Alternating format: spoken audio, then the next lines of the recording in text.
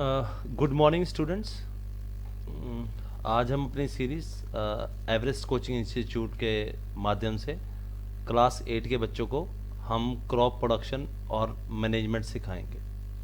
आप जैसा कि वीडियो में देख रहे हैं कि एक प्लांट मैंने एक गमले में लगाया और प्लांट धीरे धीरे करके बड़ा हो रहा है, और यही हम क्रॉप प्रोडक्शन में इस चैप्टर में बात करेंगे, जहाँ पे हम ये देखना चाहेंगे कि कैसे हम जो फार्मर ने एक अपने फील्ड में कोई फसल लगाई है, कोई क्रॉप लगाई है, उसको वो कैसे काम करे और क्या क्या प्रैक्टिसेस करे जिससे उसको जो उसकी हार्वेस्ट है, जो क्रॉप है, वो बहुत ज़्यादा मिले।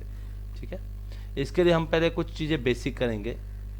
बेसिक में फर्स्ट पॉइंट आ जाता है कि all living organisms need food to perform their basic body functions like digestion, respiration and excretion. ठीक है, तो हम भी ह्यूमन बींग हैं, हम कुछ खाते हैं, ठीक है, सांस लेते हैं और उसको डाइजेस्ट भी करते हैं। और ह्यूमन बींग प्लांट से in the form of fruit और एनिमल से in the form of egg और मीट, दोनों से अपना खाना लेता है। ओके, फिर एक कंसेप्ट आ गया है कि खाना लेने के लिए लार्ज पॉपुलेशन में तीन चीज़ें बड़ी इंपॉर्टेंट है। मतलब अगर कोई किसान अपने खेत के अंदर, फील्ड के अंदर कोई क्रॉप को लगाता है, तो वो लगाने से लेकर हमारे तक पहुंचने में क्या क्या आता है। तो सबसे पहले आता है कि प्रोडक्शन होगी। Crop needs to be put in the field, ठीक है, वो लगाई जाएगी, फिर उसका ध्यान रखा जाएगा, उसमें कोई मैन्योर डलेगी, फर्टिलाइज़र डलेगी। आपने देखा होगा जब पैडी का सोइंग सीज़न होता है तो फार्मर्स एक बोरी अपने हाथ में डालकर पूरे खेत के अंदर वाइट वाइट पाउडर छिड़कते हैं, दैट इज़ फर्टिलाइज़र। ठीक है, और फिर डिस्ट्रीब्यूशन जैसे गवर्नमेंट ऑफ इंडिया के आपने देखा होगा स्टोर्स हैं, फूड कॉरपोरेशन ऑफ इंडिया, ठीक है, आजकल वीट की प्रोक्योरमेंट चल रही है, तो वो गन्नी बैग्स में डाल दी जाती है। ठीक है, फिर वो कंपनीज ले जाती हैं या एक स्टेट से दूसरी स्टेट में वो जाता है। तो वो कैसे होता है, ये सारा कुछ बड़ा इंपॉर्टेंट है। तो तीन स्टेप बड़े इंपॉर्टेंट है। एक, रेगुलर प्रोडक्शन, कि हर साल farmer will grow crop in his field. दूसरा, प्रॉपर केयर, मैनेजमेंट, किस मौसम में क्या लगाना है। ठीक है, जैसे हम बोलते हैं रेनी सीजन आ गया तो फार्मर विल पुट राइस। उसका लॉजिक ये है कि राइस को पानी ज़्यादा चाहिए होता है, और जब ड्राई सीजन की बात आती है तो हम वीट लगाते हैं क्योंकि वीट को पानी की ज़रूरत कम होती है। ठीक है, ऐसे कई स्टेट्स में जैसे मध्य प्रदेश में पल्सेस लगाई जाती हैं। ठीक है, राजस्थान में ग्राउंडनट लगाया जाता है क्योंकि उसको पानी की रिक्वायरमेंट कम है। ठीक है, वो किसी चलती नहर के साथ वाली थोड़ा सा मॉइस्चर के साथ भी मूंगफली, जिसको हम बोलते हैं ग्राउंडनट, वो चल पड़ती है। So season to season, area to area, climate to climate और अवेलेबिलिटी ऑफ वाटर या मॉइस्चर के हिसाब से जो क्रॉप है वो मैटर करती है। ओके, आप इसमें देख रहे हैं कि एक ट्रैक्टर मूव हो रहा है, पीछे उसके ट्रॉलर लगा है और एक फार्मर अपने खेत में काम कर रहा है। तो ये क्या शो करता है, ये शो करता है कि जो क्रॉप प्रोड्यूस करने के लिए जो एफर्ट है वो दोनों चीज़ें हैं। एक तो मैकेनिकल भी है और एक हैंड से भी है। तो जैसे हम देख रहे हैं कि लेबर की कॉस्ट बहुत ज़्यादा बढ़ गई है और अवेलेबिलिटी भी नहीं है। ठीक है, तो क्या हो रहा है कि मैकेनाइज्ड काम शुरू हो गया है। ठीक, आपने आजकल कहीं अपने आसपास देखा होगा कि एक बहुत बड़ी मशीन आती है, या रोड पे देखा होगा जिसको हम कंबाइन बोलते हैं। वो आप किसी के फील्ड में जाती है, 2 घंटे में 5 से 10 हेक्टेयर या एकड़ के लैंड को क्लीन करके वीट को प्रोड्यूस करके ट्रॉलर में डाल के दे देती है, और शाम को फार्मर उस ट्रॉली को लेकर, ठीक है, लोकल मंडी में गवर्नमेंट को सेल ऑफ करके पैसे लेके आ जाता है। तो काफ़ी चीज़ें हैं, नहीं तो मुझे हाथ से कट करना पड़ेगा सिकल से, तो फिर मुझे उसको फिर क्लीन करना पड़ेगा, फिर उसके अलग से करना पड़ेगा, तो बड़ा कॉस्ट है। सो मैकेनिकल में कॉस्ट ज़्यादा है, ठीक है। पर अगर घर में आपके किसी फार्मर के 10 या 15 फैमिली मेम्बर्स हैं और सारे मिलके काम करते हैं, जैसे हम हिली एरियाज़ में देखते हैं कि जहाँ पे लैंड होल्डिंग बहुत कम है, किसान के पास छोटा सा एक पहाड़ ही है, उस पहाड़ के ऊपर वो थोड़ा सा लगाता है और उससे फैमिली का काम चल जाता है, तो पूरी फैमिली उसमें काम करती है, ठीक है। अब प्रोडक्शन ऑफ क्रॉप में हम बात करते हैं कि प्रोडक्शन ऑफ क्रॉप में कुछ एग्रीकल्चर इम्प्लीमेंट्स औजार यूज़ होते हैं, जिसको हम बात करते हैं खुरपी, या आप घर में भी यूज़ करते होंगे अपने किचन गार्डन के लिए। फिर आती है सिकल, ठीक है, जिसको हम पंजाबी में बात करते हैं दाती, ठीक है, जो ये रोटेटिंग शाफ्ट की तरह है, इससे कट करते हैं हम। और फिर आ गया प्लो, ये अर्लीस्ट फॉर्म ऑफ फार्मिंग थी जहाँ पे 2 काउस को या 2 मेल बफ को लगा के पीछे उनके प्रो लगा के खेत को जोता जाता था, ठीक है। और भी हैं ये वाले, this is used to remove weed from the field, ठीक है। आपने सब देखे होंगे, ये भी आपने देखे होंगे। इसको आज की डेट में रिप्लेस हो गया है ट्रैक्टर से। So tractor is mechanised work, this is more of a manual, okay. तो पहले लैंड होल्डिंग और अब की लैंड होल्डिंग में बहुत फर्क है। अब एग्रीकल्चर आया कहाँ से, उसके लिए हम एवोल्यूशन ऑफ एग्रीकल्चर के बारे में थोड़ा सा पढ़ेंगे।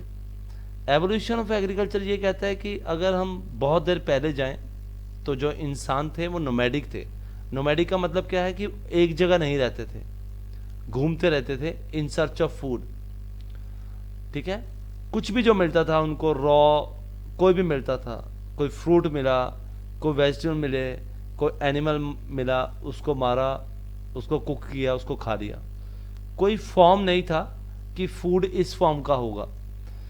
धीरे धीरे जैसे जैसे टाइम निकला कि ह्यूमन बीइंग ने सीखा कि हमने फसल या क्रॉप कैसे उगानी है, ठीक है। और आज की डेट में जब हम बात करते हैं 1970 से पहले, जब 1 एकड़ में, एक लैंड में बहुत कम क्रॉप की आउटपुट निकलती थी और आज से बहुत ज़्यादा निकलती है। तो क्या हो रहा है, धीरे धीरे with the passage of time technology advance हो रही है, हमें इस तरह की क्रॉप मिल रही हैं जिनकी जर्मिनेशन बहुत फास्ट है, बहुत तेज़ी से होती हैं, ठीक है। आपने देखा होगा कि पहले किसी के गांव में अगर कोई रहता हो तो गांव में कोई आम का पेड़ लगा हुआ है, उस पर बहुत ज़्यादा आम लगते हैं, पर लोग बात करते हैं कि आम के ट्री ग्रो होने में टाइम लगता है। पर आज की डेट में ऐसा नहीं है। आप 3 साल 4 साल हाइब्रिड प्लांट को लाओ, उसके ऊपर भी आपके मैंगो लगने लग जाएंगे। तो टाइम चेंज हो गया है। तो ये धीरे धीरे साइंस की टेक्नोलॉजी या टेक्नोलॉजी की अपग्रेडेशन की वजह से हुआ है, ओके। अब व्हाट इज क्रॉप, ये नॉर्मली एक क्वेश्चन है जो पूछा जाता है कि क्रॉप क्या है। जब किसी भी एक प्लांट को बहुत लार्ज स्केल पे लगाया जाएगा तो उसको हम क्रॉप बोलते हैं। नॉर्मली क्रॉप को 3 हिस्सों में बांटा जाता है, एक सीरियल्स, एक वेजिटेबल्स और फ्रूट्स।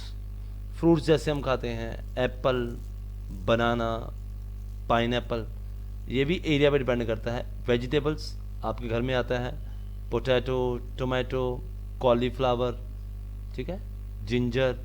सीरियल्स हमारे लिए ज़्यादा इम्पॉर्टेंट है क्योंकि इस पे ह्यूमन बीइंग की सर्वाइवल डिपेंड करती है। तो हम पल्सेस लेते हैं, ठीक है, हम ग्राउंडनट्स लेते हैं, हम वीट लेते हैं, हम राइस लेते हैं। तो ये सब चीज़ क्रॉप के अंदर आएगी। सो कल्टीवेशन है, लार्ज स्केल पे किसी की भी क्रॉप को ग्रो करने को, ठीक है, किसी भी प्लांट को ग्रो करने को हम क्रॉप बोलते हैं। और ये हमेशा लार्ज स्केल पे होती है। हम नहीं देखते किसी फार्मर ने अपने खेत के अंदर एक मैंगो का ट्री लगाया हुआ है। अगर वहाँ पे मैंगो की कल्टीवेशन होती है तो उसने 10, 50 या 100 लगाए होंगे। जैसे यूपी, उत्तर प्रदेश में लखनऊ के पास एक जगह है जहाँ पे वर्ल्ड फेमस मैंगो होते हैं और बिहार में भी यही सीज़न है, ठीक है। तो एरिया टू एरिया डिपेंड करता है। तो ये क्रॉप या कौन सी कैसे लगाई जाएगी ये काफ़ी चीज़ों पर डिपेंड करती है, क्योंकि इंडिया की जो कंट्री है वो बड़ी वास्ट है। हर एरिया में फ़र्क पड़ता है। किस चीज़ का? क्लाइमेट कंडीशन, जैसे कि टेम्परेचर। जैसे एप्पल को ग्रो करने के लिए टेम्परेचर थोड़ा सा ठंडा चाहिए, तो जब स्नो सीज़न आता है तभी एप्पल का ट्री फल देने लगता है, ओके। तो फूल है, फूल से फिर फ्रूट बनेगा। ह्यूमिडिटी, हुमस कितनी चाहिए, ओके। और रेनफॉल, बारिश कितनी होगी। तो क्रॉप लाइक राइस, जिसको बारिश की बहुत ज़रूरत है, ठीक है। और ये वेरी करेगी एक कंट्री से दूसरी कंट्री में। तो मैंने आपको जो बताया उसको हमने पाई चार्ट की फॉर्म में आपके सामने दिखा दिया है कि जहाँ पे सीरियल्स, वेजिटेबल्स और फ्रूट्स, सीरियल्स में मैंने राइस और व्हीट की एग्जांपल दी आपको, और वेजिटेबल्स में पोटैटो और पीस की, और एप्पल की और मैंगो की फ्रूट्स के अंदर, ओके। तो क्लाइमेट कंडीशन में 3 चीज़ें हमने कवर कर ली, टेम्परेचर, ह्यूमिडिटी और रेनफॉल। एक बहुत इम्पॉर्टेंट पॉइंट है जो हम नॉर्मली भूल जाते हैं। 2 टाइप्स ऑफ क्रॉप्स लगाए जाते हैं, एक होता है खारिफ और एक होता है रबी। खारिफ क्रॉप वो होगा जो बारिश में लगाया जाएगा, ध्यान रखना आप इसको। तो बारिश में क्या लगाया जाएगा? Rice, okay. याद रखना इसको, rice is grown as a kharif crop. और सोयाबीन, ठीक है, आप घर में भी खाते हैं, या सोयाबीन का ऑयल भी आता है एक्सट्रैक्ट करके, ठीक है। मेज, मक्की, ग्राउंडनट, मूंगफली। सो हम इसमें 4 एग्जांपल्स लेते हैं। एक तो राइस आपकी होगी, एक आपकी ग्राउंडनट होगी, एक मेज और एक सोयाबीन। फिर राबी में वो आता है जो खारिफ में नहीं आएगा। तो राइस अगर उधर आ गया तो राबी के अंदर वीट आ जाएगा और मस्टर्ड आ जाएगा। मस्टर्ड में हम बात करते हैं कि लोग कनक के साथ मस्टर्ड भी उगा देते हैं, जिसको हम बोलते हैं सरसों। तो वहाँ से येलो येलो फ्लावर से वो बाद में सीड्स बनते हैं, उनको क्रश करके हम सरसों का ऑयल लेके आते हैं। सो रबी, ओके। सो 2 तरह के क्रॉप्स हमने डिस्कस किए। आज basic practices of crop production करेंगे। जैसे आप देख रहे हैं कि ट्रैक्टर के ऊपर एक कार्टून चल रहा है फील्ड के अंदर और उसके हाथ में क्रॉप आ गई है। तो इसका मोटिव ये है इस वीडियो का कि फार्मर क्या करे, ऐसा क्या काम करे जिससे उसके जो क्रॉप है वो, उसका जो आउटपुट है वो बहुत ज़्यादा निकले। तो ये ऐसा नहीं है कि हमने लगाई और हो गई, नहीं। तो एक सीरीज़ है, एक स्टेप है, और वो स्टेप क्या है? वो स्टेप ये है कि सबसे पहले फार्मर सॉइल को तैयार करेगा। आपने देखा होगा कि आजकल वीट कट रही है, तो वीट काटने के बाद हस्क ले जाता है फार्मर काट के उसको, और उसके बाद खेत को छोड़ देता है। वेट करता है कि बारिश होगी, या उसके बीच में मैन्योर डालता है, काऊ डंग केक, ठीक है। उसको छोड़ता है 2 महीने के लिए, 3 महीने के लिए, फिर उसको प्लो करता है, ठीक है। फिर उसको रेडी करता है, डिपेंड करता है उसने क्या लगाना है, ठीक है। फिर उसको सो करता है, उसके बीच में बीज लगाएगा, सीड्स, फिर उनका ध्यान रखेगा, फर्टिलाइज़र ऐड करेगा, और इरिगेशन के साथ साथ उसको जो एक्स्ट्रा अनवांटेड प्लांट्स हैं जिसको हम वीड्स बोलते हैं उसको रिमूव करेगा। फिर टाइम आने पे जब मेरा क्रॉप रेडी हो गया उसको काटेगा, और फिर काट के उसको अच्छे से स्टोर करेगा। बैग्स में भी जा सकता है, या बहुत बड़े बड़े आपने देखे होंगे कंटेनर्स होंगे रोड साइड के पास, ठीक है, वहाँ पे स्टील के कंटेनर्स होते हैं। या आपने नॉर्मली देखे होंगे राइस जहाँ पे निकाला जाता है, या फूड ग्रेन स्टोर करती है गवर्नमेंट। मॉडर्न टेक्नोलॉजीज़ आ गई हैं जहाँ पे टेम्परेचर कंट्रोल्ड स्टोरेज रहता है, ताकि उसके ऊपर कोई भी जर्म्स का या बैक्टीरिया का या वायरस का कोई अटैक हो ना पाए, ठीक है। तो ये एक प्रोसेस है, उस सीरीज़ में ही हम आज एक फर्स्ट प्रोसेस करने लगे हैं। फर्स्ट प्रोसेस हम शुरू कर रहे हैं जिसको बोलते हैं preparation of soil. Preparation of soil क्यों ज़रूरी है उसका एक बहुत बड़ा लॉजिक है कि जब भी एक फार्मर ने एक क्रॉप उसमें लगाई और उसके बाद काटी, तो उसकी जो रूट्स हैं एग्जिस्टिंग क्रॉप की वो अभी भी सॉइल में हैं। तो मुझे सॉइल को तैयार करने के लिए पहले तो जो एग्जिस्टिंग पुराने प्लांट्स थे या पुरानी क्रॉप लगाई थी उसको उससे फ्री करना पड़ेगा। तो मैं क्या करूँगा, उसको डीप पेनिट्रेट करूँगा, may be manually, may be tractor के थ्रू, ठीक है। और अगर सॉइल लूज होगी तो उसमें ऑक्सीजन ज़्यादा होगी और कुछ ना कुछ उसमें होगा, मे बी एनीथिंग, तो उससे जो अर्थवॉर्म्स हैं और जो माइक्रोब्स हैं वो आएंगे। और ये जो माइक्रोब्स क्या करेंगे, छोटे छोटे पार्टिकल्स को खाएंगे, मे बी लेफ्ट ओवर को चीज़ों को खाएंगे और एक्सक्रीट करेंगे, जिससे सॉइल में ह्यूमस ऐड होगा, ठीक है। सॉइल की फर्टिलिटी बढ़ेगी। ओके, अब सॉइल में क्या है, सॉइल में मिनरल्स हैं, वाटर भी है, एयर भी है और एक लिविंग ऑर्गेनिजम्स भी है।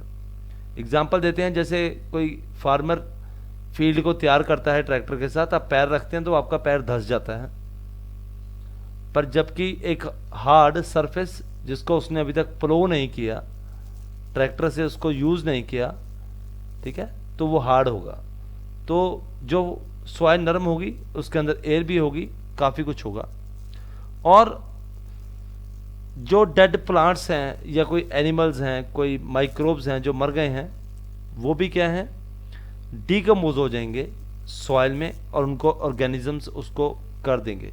जैसे हम ह्यूमन वेस्ट या प्लांट वेस्ट, लेफ्ट ओवर, पत्ते, ठीक है, बुशीज, कोई फूड ग्रेन पुरानी बची हुई वो डल जाएंगी, ठीक है।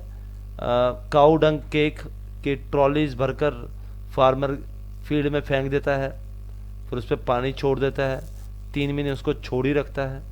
वो सब इसलिए करता है ताकि उस काऊ डंग केक से जो बैक्टीरिया या निकलेगा वो उस हार्ड सरफेस को ब्रेक करके सॉइल को रेगुलेट करेगा, ठीक है। आपके घर में भी आपने देखा होगा कीड़ियाँ होंगी कहीं आसपास, मिट्टी के पास पड़ी तो आप देखते हैं कीड़ी अंदर जाती है, अंदर से कुछ लाती है। वो क्या कर रही है, वो आपकी उस फील्ड को, टाइटनेस को कम कर रही है। तो अब उसको थोड़ा सा मारोगे स्क्रू ड्राइवर से तो आपको लगेगा कि अंदर तो बहुत नरम है। That is actually humus. Okay, top layer of the soil is fertile, so loosening helps in bringing fertile soil to the top and increasing its what, fertility. The process of the loosening of the soil is called as tilling और plowing. ये काफ़ी तरीके से किया जाता है। पहले लोग नॉर्मली क्या करते थे, ये मेथड यूज़ करते थे जिसको हम पुराना बोलते हैं। देखिए how much labour intensive it is, कितना लेबर इंटेंसिव है। एक ह्यूमन बींग एक प्लो के साथ जो वुड का बना होता है और जिसके नीचे स्टील लगा होता है उससे काम करता था। तो क्या किया मैंने, सॉइल क्लम्स को तोड़ा। सॉइल क्लम्स क्या है, एक बहुत बड़े पीस हैं सॉइल के जो बहुत हार्डन हो गए हैं, ठीक है। तो मैंने तोड़ा, तो उनको तोड़ना पड़ेगा। तो तोड़ के कैसे करूँगा, मैं प्लो से यूज़ करूँगा। प्लो किया जाता है सॉइल को टिलिंग करने के लिए। टिलिंग का मतलब टॉप लेयर को नीचे, नीचे वाली को ऊपर रेगुलेट किया जाए ताकि सरफेस क्या हो जाए, एरी हो जाए। फिर उसमें फर्टिलाइज़र ऐड की जाती हैं, रिमूवल ऑफ वीड्स भी किया जाएंगे और इसको टर्न किया जाएगा सॉइल को। और बुल्स यूज़ किए जाते थे पहले फील्ड को प्लो करने के लिए, पर अब की डेट में टेक्नोलॉजी थोड़ी सी एडवांस हो गई है। और ये जो आप साइड पे फोटोग्राफ देख रहे हैं, एक मैसिव ट्रैक्टर एक बहुत बड़े एग्रीकल्चर इम्प्लीमेंट को खींच रहा है जिसको हम कल्टीवेटर बोलते हैं, ठीक है, जो आज की डेट में है। तो नॉर्मली एक हो भी था जिसको हम कही बोलते हैं पंजाबी में। तो ये यूज़ किया जाता है वीड्स को और सॉइल को लूज़ करने के लिए, ठीक है। It works like a blade and it is pulled by animals.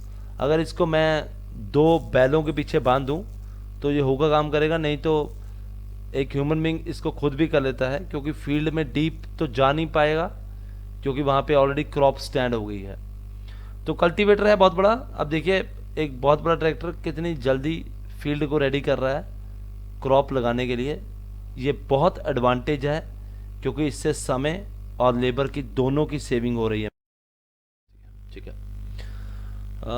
जैसा कि आप इस वीडियो में देख रहे हैं सामने, तो कि सोइंग एक इम्पॉर्टेंट पार्ट है हमारी एंटायर क्रॉप प्रोडक्शन का, जिसको हम बोलते हैं बीज लगाना। कि हम किसान फार्मर फील्ड के अंदर कैसे बीज लगाएगा और किस तरह के बीज लगाएगा।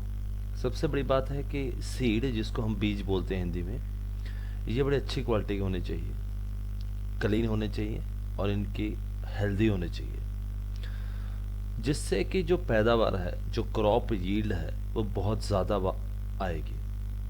नॉर्मली इसको अच्छी क्वालिटी को निकालने का बहुत सिंपल तरीका क्या है कि सीड्स को हम पानी में डुबो के रख देते हैं और उसमें से थोड़ी देर बाद कुछ फ्लोट करने लग जाएंगे, कुछ नीचे रह जाएंगे। जो सीड्स हॉलो होंगे, डैमेज्ड होंगे, वो हल्के होंगे और वो क्या करने लग जाएंगे, फ्लोट करने लग जाएंगे, तो उनको हम रिजेक्ट कर देंगे और जो पानी के नीचे रहेंगे उस यूटेंसिल के अंदर, उनको हम ले लेंगे। जब हम बात करते हैं कि कौन से टूल्स से हम बीज डाल सकते हैं खेत के अंदर, उसके आप राइट हैंड साइड पे स्लाइड के 2 फोटोग्राफ देख रहे हैं। एक ट्रेडिशनल मेथड है और एक मॉडर्न मेथड है। ट्रेडिशनल मेथड का मतलब क्या है कि जैसे जैसे किसान खेत को जोतता है, उसको चलाता है हल के साथ, और पीछे पीछे वो उसमें एक एक बीज डालता रहता है। इसमें डालने में एक दिक्कत क्या है कि उस फनल के थ्रू जब सीड नीचे जाता है और पीछे से वो कवर भी होती रहती है, पर क्योंकि उसके जो डिस्टेंस है एक बीज का दूसरे बीज से, जो गैप है, वो इक्वल नहीं हो पाता, और कहीं पैदावार ज़्यादा होगी खेत में, कहीं कम होगी, तो यूनिफॉर्म पैदावार नहीं होगी। ठीक है। अब इस प्रॉब्लम को दूर करने के लिए, और क्योंकि किसान के पास जगह बहुत ज़्यादा थी, हमारे इंडिया में उतनी चीज़ एप्लीकेबल नहीं है, तो उसमें क्या करते हैं, सीड ड्रिल यूज़ करते हैं। आपने देखा होगा ट्रैक्टर के पीछे एक बहुत बड़ी मशीन चलती है। नॉर्मली जब उसको हम पोटैटो सोइंग के लिए काम करते हैं, तो पोटैटो के छोटे छोटे पीसीस काट कर, या मार्केट में आपने देखा होगा बहुत छोटे छोटे पोटैटो मिलते हैं, तो वो पोटैटो सीड ड्रिल करती है। तो वो जैसे जैसे वो रोटेट होता है, उसके पीछे वाला व्हील एक एक बीज फील्ड में गिरता रहता है और वो उसको पीछे से कवर करती रहती है। इसका सबसे बड़ा एडवांटेज क्या है कि जो सीड्स हैं वो इक्वल डिस्टेंस पे लगेंगे और मशीन ऑटोमेटिकली उसको कवर करेगी, और ताकि ये बर्ड्स इसको खा ना सके। ठीक है। इससे अगर इक्वल डिस्टेंस होगा, इससे जो क्रॉप है उसको एक बहुत बड़ा फ़ायदा क्या होगा कि उसकी जो न्यूट्रिशन है और उसको जो सनलाइट और पानी लेना है फील्ड से, वो उसको कॉन्टिन्यूसली मिलता रहेगा। पहले हम ट्रेडिशनल मेथड की बात क्यों कर रहे थे, क्योंकि पहले लोग ऐसे करते थे जब ऑटोमेशन नहीं आई थी टेक्नोलॉजी की। अब क्योंकि सब कुछ ट्रैक्टर और मैकेनिकल तरीके से होता है, तो हमने नॉर्मली देखा होगा कुछ इलाकों को छोड़कर ट्रेडिशनल सोइंग मेथड अब यूज़ नहीं किया जाता। अब आपने एक फील्ड दिया था, फील्ड को आपने टिलिंग कर दिया, आपने कल्टीवेटर लगा दिया, आपने उसके अंदर फील्ड को रेडी करके आपने सोइंग भी कर दिया, उसको कवर कर दिया। अब आपने उस जो फील्ड में जो सीड लगाया था, उस सीड को कुछ न्यूट्रिशन की ज़रूरत है, क्योंकि वो धीरे धीरे क्रॉप बनने की कोशिश करेगा।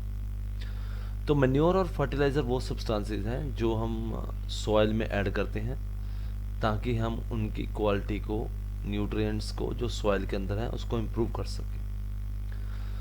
उसका सबसे बड़ा रीज़न है, कई लोग पूछते हैं कि क्यों हमें ऐड करनी पड़े। उसका बेसिक लॉजिक है कि एक फील्ड से farmer year on year continuously कुछ ना कुछ क्रॉप लेता जा रहा है। उस क्रॉप के लेने से क्या हो गया है कि फील्ड की जो न्यूट्रिशन वैल्यू है वो कम हो गई है। अब वो कैसे कम ठीक होगी, वो दो तरीके से ठीक हो सकती है। या तो उस फील्ड को या खेत को छोड़ना पड़ेगा आइडल 3 या 4 महीने के लिए, साल में एक बारी, ताकि जो उसकी लॉस्ट वैल्यू है न्यूट्रिएंट की वो आ सके। दूसरा, हमें इस लॉस को पूरा करने के लिए हमें मैन्योर और फर्टिलाइज़र डालने पड़ेंगे। मैन्योर आपने सुना होगा, ऑर्गेनिक कंपोस्ट आज की डेट में बात चलती है, ठीक है। या काऊ डंग केक आपने सुना होगा कि फार्मर किसान में जो उसने गायें या भैंसें रख रखी हैं अपने घर में, उनका काऊ डंग केक अपने खेत के आसपास कहीं वो पूरा बहुत बड़ा ढेर लगा देता है और 3-4 महीने बाद उसको अपने फील्ड में फैला देता है और उसको छोड़ देता है। नॉर्मली ये भी करते हैं, दोनों तरीके हैं, पर क्योंकि फार्मर के पास मल्टीपल सोर्स ऑफ इनकम के लिए वो कोशिश करता है, क्योंकि उसको अपनी क्रॉप का अच्छा पैसा नहीं मिलता, तो वो मल्टीपल क्रॉप लगाने की कोशिश करता है। इसीलिए वो कुछ ऐसी चीज़ चाहता है जिससे क्रॉप की या ग्रोथ में कमी ना आए या सॉइल के न्यूट्रिशन वैल्यू इम्प्रूव रहे। तो इसके लिए हमें मैन्योर और फर्टिलाइज़र ऐड करने पड़ेंगे, ठीक है जी। मैन्योर क्या है? Manure is an organic substance obtained from the decomposition of plant and animal waste. तो जो काऊ डंग केक हैं, खेत के बचे हुए पत्ते हैं, स्ट्रॉ है, जैसे आजकल वीट कट हो रही है तो फील्ड में जो बचा हुआ स्ट्रॉ बच जाता है, इसको सब काट के काऊ डंग के साथ मिक्स करके इस एक गड्ढे में लगा के छोड़ दिया जाता है, और जब उसको 3 महीने बाद निकाला जाता है तो वो एक बिल्कुल जैसे रेता या मिट्टी होती है बिल्कुल वैसी बन जाती है। फिर उसको पूरे फील्ड में फेंक दिया जाता है, जिससे पूरे फील्ड की न्यूट्रिशन वैल्यू बढ़ जाती है। नॉर्मली ये मैन्योर को हम क्रॉप के जब सीड लगाते हैं उसके साथ भी लगाते हैं, और जब हम फील्ड प्रिपेयर करते हैं तब भी हम लगाते हैं। फिर आ गया फर्टिलाइज़र। फर्टिलाइज़र एक ऐसी चीज़ है जो हम खुद नहीं बना सकते, ये बड़ी बड़ी इंडस्ट्रीज बनाती हैं। ये इसकी ज़रूरत तब पड़ती है जब एक सॉइल, जहाँ मैं सपोज कीजिए शुगर केन लगाना चाहता हूँ फील्ड में, पर वो सॉइल शुगर केन के लिए अच्छी नहीं है, तो उसको अच्छी बनाने के लिए मैं फर्टिलाइज़र लगाऊंगा। ये वो केस है जहाँ पे एक सॉइल एक पर्टिकुलर न्यूट्रिएंट में वैल्यू में बहुत ज़्यादा कमज़ोर होती है, ठीक है। तो फर्टिलाइज़र वो केमिकल्स हैं जो रिच हैं एक पर्टिकुलर न्यूट्रिएंट में, और ये फैक्ट्री से प्रोड्यूस किए जाते हैं। Examples of fertilisers are urea, ammonium phosphate and NPK, जिसको नाइट्रोजन, फॉस्फोरस और पोटाशियम बोलते हैं। एक सबसे बड़ा डिसएडवांटेज क्या है कि फार्मर ईयर ऑन ईयर अपने फील्ड से ज़्यादा क्रॉप और प्रोडक्शन बढ़ाने के चक्कर में इसका एक्सेसिव यूज़ करता है, बहुत ज़्यादा यूज़ करता है, जिससे खेत क्या हो जाते हैं, बंजर हो जाते हैं, जिसको हम कहते हैं the fertility of the soil has gone down, ठीक है। और they have also become the source of water pollution. तो क्योंकि सॉइल की अपनी रिटेनिंग कैपेसिटी कुछ नहीं है, अगर आप कुछ बाहर से दोगे तभी वो चलेगा। अब हम नॉर्मली फार्मर्स मैन्योर प्रेफर क्यों करते हैं? मैन्योर फार्मर इसीलिए प्रेफर करते हैं कि मैन्योर से जो फील्ड की जो वाटर अब्जॉर्प्शन की कैपेसिटी है वो बहुत बढ़ जाती है। दूसरा, रिप्लेनिशमेंट ऑफ न्यूट्रिएंट्स बहुत ज़्यादा है। एक आजकल गवर्नमेंट बात करती है, पंजाब गवर्नमेंट भी बोलती है, सेंट्रल गवर्नमेंट भी बोलती है कि पंजाब के किसान फार्मर राइस को कम लगाएं, दे शुड ग्रो पल्सेस, ठीक है, कुछ और लगाएं। वो कहते उसका लॉजिक ये है, उसका सबसे बड़ा लॉजिक ये है कि क्रॉप रोटेशन से, जहां आपने हर साल सेम क्रॉप ग्रो कर रहे थे, आपने जैसे ही उसका पैटर्न चेंज किया तो सॉइल की जो न्यूट्रिशन वैल्यू है वो बढ़ जाएगी, क्योंकि अब सॉइल को और प्लांट को वो न्यूट्रिएंट नहीं चाहिए थे उस सॉइल से जो लास्ट ईयर चाहिए थे। तो वो क्रॉप रोटेशन एक फैक्टर है। क्रॉप रोटेशन क्या है? एक मेथड है कि जहां हम रेगुलरली जो क्रॉप ग्रो कर रहे थे उसमें वो नहीं ग्रो करेंगे, ठीक है। अब हम बात करते हैं कि मैन्योर क्यों एडवांटेजियस है। एक तो सबसे बड़ा पॉइंट है कि जो वाटर होल्डिंग कैपेसिटी बढ़ाती है सॉइल की,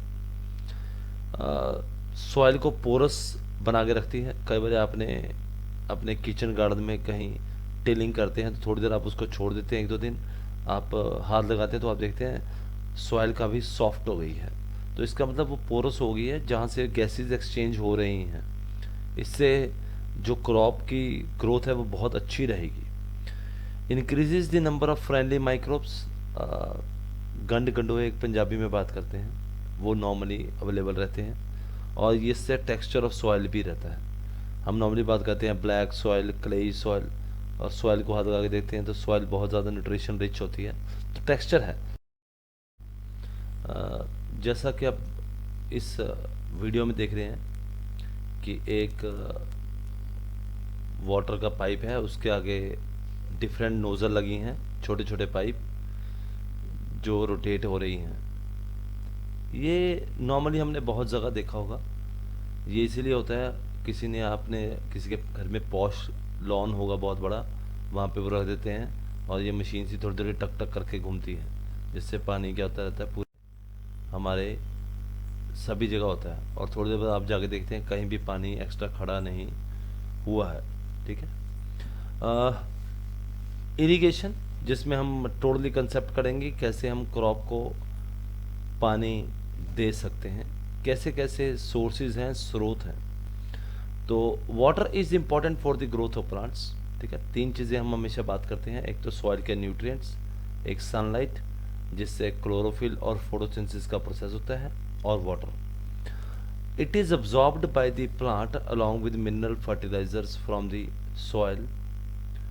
Nutrients dissolved in water are transported to all parts of the plant. Water also protects plant from frost and hot air currents. ठीक है, तो जो सर्दियों में ओस गिरती है और जो गर्म हवा चलती है जून और जुलाई में, पानी उससे भी क्रॉप को बचा के रखता है। The supply of the water to crops at regular intervals is called as irrigation. तो एक क्रॉप को रेगुलर इंटरवल के पानी देना, उसको हम इरिगेशन बोलते हैं। ठीक है, और ये डिपेंड करता है काफ़ी चीज़ों के ऊपर। ऐसा नहीं है कि हर क्रॉप को पानी उसके ड्यूरेशन के हिसाब से देना पड़ेगा, नहीं, सीज़न पे भी डिपेंड करता है। ठीक है, और कौन सी क्रॉप लगाई गई है उस पर, और कैसे स्रोत हैं मेरे पास उस तरह के। सपोज़ कीजिए मेरे पास ट्यूबवेल का कनेक्शन है, मैंने पैडी लगाई है, तो पैडी डिमांड करती है कि पानी खड़ा रहना चाहिए, और ऊपर से रेनी सीजन में लगाई है मैंने, तो पानी ऑलरेडी खड़ा है, तो मेरे को ज़रूरत नहीं है ट्यूबवेल को दोबारा चलाने की जब तक उस फील्ड में पानी खड़ा है। ठीक है, अब ये हम देखते हैं सोर्सेज ऑफ इरिगेशन। ये आपने नॉर्मली देखा होगा कि ऐसे पानी खड़ा होता है, डिपेंड करता है क्रॉप कौन सी लगाई गई है या कौन कौन से सोर्सेज से हम पानी यूज़ कर सकते हैं। हम दोनों मेथड्स की बात करें, जहां हम ट्रेडिशनल और मॉडर्न मेथड की बात करें, इसमें वेल्स जिसको कुएं बोलते थे, ट्यूबवेल्स जिसको बम्बी बोलते हैं, पॉन्ड्स, ठीक है, छप्पड़, लेक, रिवर, नहरें, डैम और कैनाल सिस्टम। दो मेथड्स में हम पूरा स्टडी करने की कोशिश करेंगे। एक तो हमारा मेथड है कि जिसमें हम ट्रेडिशनल मेथड की बात करते हैं, जैसे पुली। पहले आपने देखा होगा एक कुएं में से एक किसान पानी निकालता था, फिर उस पानी को एक कुएं के साथ ही फेंक देता था और वो पानी अपने आप चल के खेत तक पहुंच जाता था, क्योंकि रास्ता बनाया जाता था। फिर धीरे धीरे सिस्टम आया चेन पंप सिस्टम, ठीक है जी, जहाँ उसने कोई ट्रेडिशनल इलेक्ट्रॉनिक मेथड या मैकेनिकल मेथड से लगाया, तो कुएं में से पानी निकलता था मोटर के थ्रू।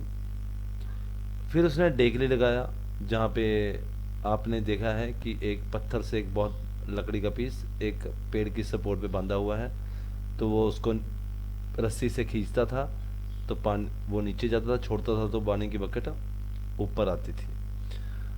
फिर राहत सिस्टम आया। राहत सिस्टम कुछ ऐसा सिस्टम था जिसमें आपकी बफलो या काऊ को एक लीवर के साथ क्लॉकवाइज या एंटी क्लॉकवाइज घूमने को बोला जाता था। जैसे जैसे वो घूमता था, पीछे आपने उसका देखा एक रोटेटिंग शाफ्ट थी, वो घूमती थी, और जिससे कुएं में से पानी निकल के आता था स्मॉल बॉक्सेस के थ्रू। जैसे जैसे वो नीचे आते थे वो पानी घेर के जाते थे और फील्ड को पानी मिलता रहता था।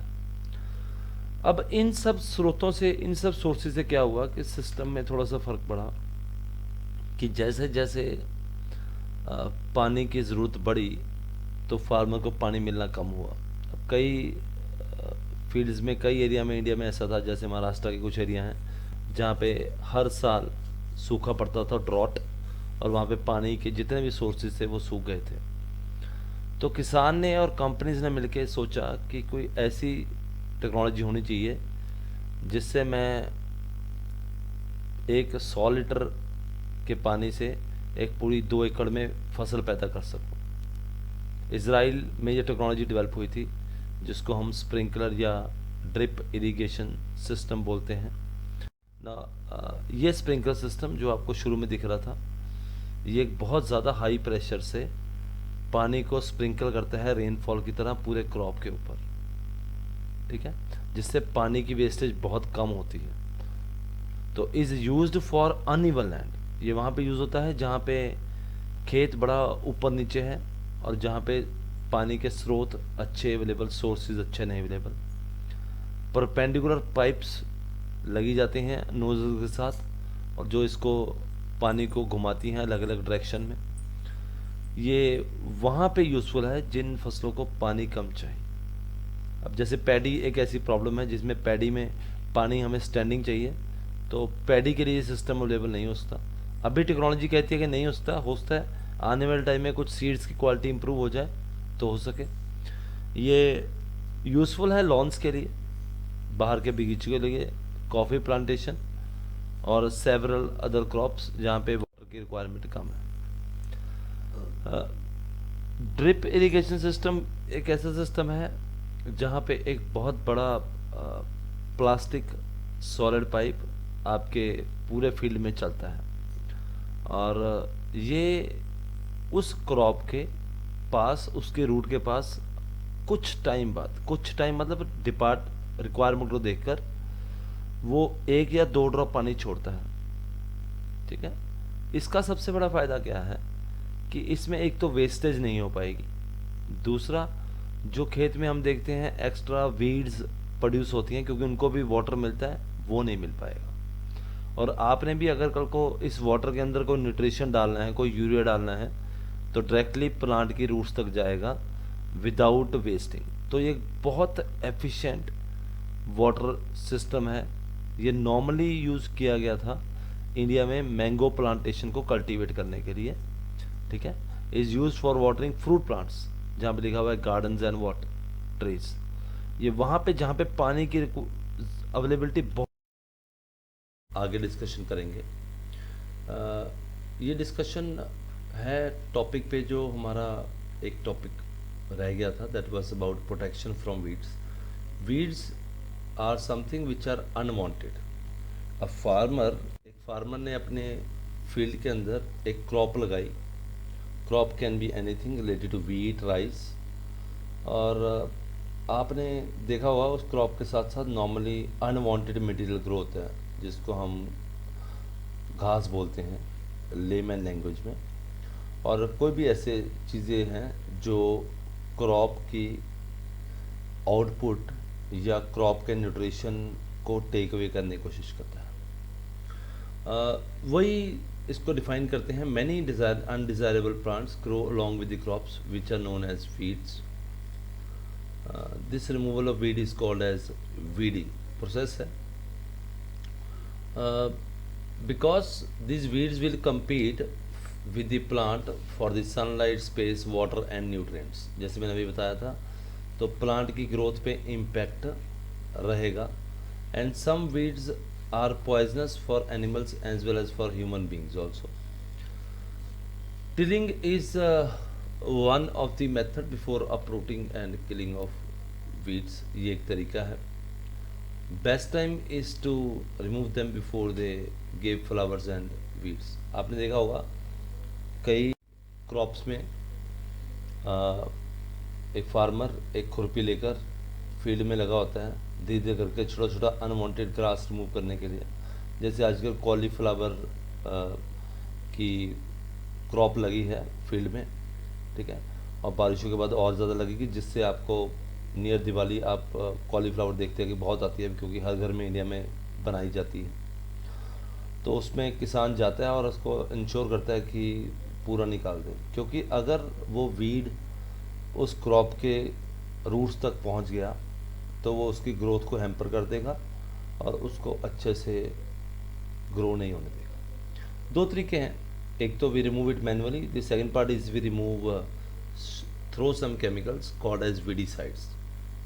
वीडीसाइड एक प्रॉपर्टी है जो अनवांटेड प्लांट्स को ही रिमूव करती है, ठीक है, और स्प्रेइंग ऑफ वीड्स एक पॉइजनस होती है, तो इसलिए हमें अपना फेस और नोज़ कवर करके रखना चाहिए। एक बार ये आपने फील्ड के अंदर स्प्रे कर दिया वीडीसाइड का, and now the crop will grow. Crop धीरे धीरे करके ग्रो होके एक फाइनल एंड प्रोडक्ट बन जाएगा। अब वो हार्वेस्टिंग के लिए तैयार है। Harvesting is the process where the crop is cut when it is fully mature. They are cut close to the ground, और ये दो तरीके से की जाती है। आजकल तो मॉडर्न हार्वेस्टर भी हैं, और नॉर्मली नहीं तो सिकल से भी की जाती है, अब जिसको हम दाती बोलते हैं।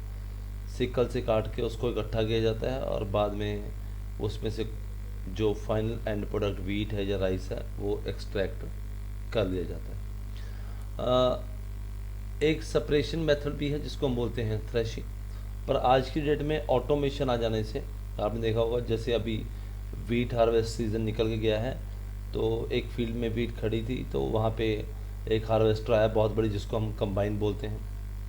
कंबाइन आई, कंबाइन ने उसमें से फूड ग्रेन्स एक्सट्रैक्ट कर दिए और एक ट्रेलर में सारे फूड ग्रेन्स घेर दिए, और जो बचा हुआ लेफ्ट ओवर था वो फील्ड के अंदर कर दिया, ठीक है। अब बाद में क्या आएगा, हार्वेस्टर आएगा छोटा, जिसको हम थ्रेशर बोलते हैं। थ्रेशर आएगा, वो उस अनवांटेड मटेरियल को कन्वर्ट कर देगा हस्क में, जो एनिमल्स खाते हैं, ठीक है। ये नॉर्मली चीज़ें हैं जो आप फर्स्ट फोटोग्राफ देख रहे हैं। ये फूड ग्रेन्स को एक्सट्रैक्ट करने के लिए है। लेफ्ट हैंड साइड से क्रॉप डाली जाती है, और एक तरफ से फूड ग्रेन्स और एक तरफ से निकलता है। ये बड़ी फोटोग्राफ नीचे आप देख रहे हैं, ये कंबाइन की है, ठीक है। और ये जो आपने पीछे उसके पाइप देखा है ग्रीन कलर की मशीन के, ये वो है जहाँ से फूड ग्रेन्स निकलती हैं, ओके। फूड ग्रेन्स के बाद इन अ कंट्री लाइक इंडिया में स्टोरेज बहुत ज़्यादा इम्पॉर्टेंट है। स्टोरेज इसीलिए इम्पॉर्टेंट है क्योंकि मॉइस्चर कंटेंट, जैसे आप कई बार देखते हैं कि बारिश हो जाती है, आपके घर में भी अगर फूड ग्रेन्स को यूज़ करता है तो बारिश हो जाती है, तो food grains lose their quality. वो क्वालिटी से बचाने के लिए their storage is very important, ठीक है। स्टोरेज करने के लिए दो ऑप्शंस होते हैं। एक तो नॉर्मली जैसे हम स्टोर करते हैं घर पे या मंडी में, वहाँ पे हम गनी बैग्स में स्टोर करते हैं, पर इंडस्ट्रियल में जहाँ पे बहुत बड़े बड़े गवर्नमेंट जैसे स्टोर करती है, वो सीलोज में स्टोर करती है। सीलोज एक आप देख रहे हैं ऊपर एल्यूमिनियम के और आयरन के मेड के बहुत बड़े बड़े कई 100 टन्स के स्टोरेज होते हैं। ये इनके अंदर वीड्स, जर्म्स, बैक्टीरिया नहीं लगता, because they are bit temperature control, और एक टेम्परेचर पे जाके इंसेक्ट्स वगैरह नहीं होते, ठीक है जी। तो केमिकल्स भी लगाए जाते हैं इसके साथ, ओके। अब एक और कंसेप्ट है हमारा लास्ट में, जिसको हम बोलते हैं animal husbandry. Now what is animal husbandry? You are seeing some photographs of pigs, hens, cows, and now rearing of the birds for the commercial exploitation. Commercial मतलब where money is involved, maybe for eggs, maybe for meat, it is done. Why we are doing it? Because it is a very profitable business. I give you one example.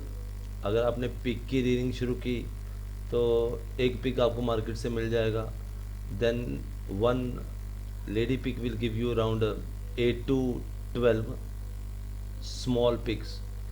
When they will grow up in 12 to 16 weeks, each will weigh more than 150 kg, and the meat will sell at more than 120 rupees average. तो आप देखिए एक pig approximately 4 या 5 महीने में छोटा वो आपको 15,000 देता है। अगर आपके पास 8 हैं तो वो आपको इनकम आपकी 1 लाख रुपीज़ प्लस हो जाती है। So same is the case with chicken, because chicken will also give you eggs also, meet also. So exploitation or the commercialization for growing it is done, concept is called as an, ठीक है। Everest coaching institute को view करने के लिए धन्यवाद। आप share कीजिए, share से आपको फ़ायदा होगा कि आपके फ्रेंड्स को भी इसके बारे में नॉलेज होगी। ठीक है, ओके, बाय।